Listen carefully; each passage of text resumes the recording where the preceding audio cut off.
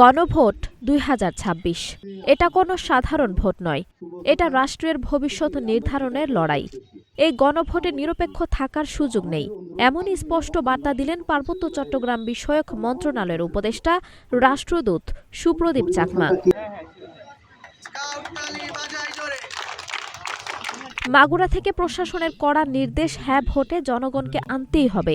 গণভোট নিয়ে গাফিলতি, উদাসীনতা কিংবা নীরবতা সবকিছুর বিরুদ্ধেই কঠোর অবস্থান নিয়েছে প্রশাসন। মঙ্গলবার সকালে জেলা প্রশাসনের আয়োজনে অনুষ্ঠিত মতবিনিময় সভায় ঘোষণা দেওয়া হয়, গণভোট ২০২৬ সফল করতেই হবে, কোনো ব্যর্থতা মেনে নেওয়া হবে না। সভায় প্রধান অতিথির বক্তব্যে সুপ্রদীপ চাকমা বলেন, গণভোট একটি রাষ্ট্রীয় দায়িত্ব, এখানে দ্বিধার জায়গা নেই। যারা ভোটারদের বিভ্রান্ত করবে তারা গণতন্ত্রের বিরোধী শক্তি। তিনি আরও বলেন, আমরা সবাই হ্যাঁ ভোট দেব, শুধু নিজেরা নয়, প্রতিটি মানুষকে হ্যাঁ ভোট দিতে উদ্বুদ্ধ করব।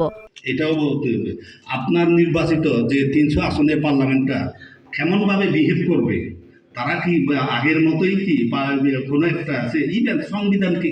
এ সময় সভায় উপস্থিত জেলা প্রশাসক, পুলিশ সুপার, সিভিল সার্জন সহ ঊর্ধ্বতন কর্মকর্তারা জানান, গণভোটে কোনো অবহেলা চলবে না। মাঠ পর্যায়ে প্রশাসনকে হতে হবে দৃশ্যমান ও সক্রিয়।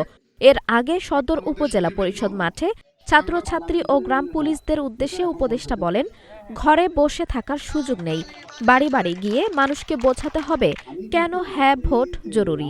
এই গণভোটে নীরব থাকা মানে দায়িত্ব এড়িয়ে যাওয়া। রাষ্ট্রের পক্ষে রায় দিতে হলে হ্যাঁ ভোট দিন। আঞ্জুম হক আরবি, নাগরিক প্রতিদিন।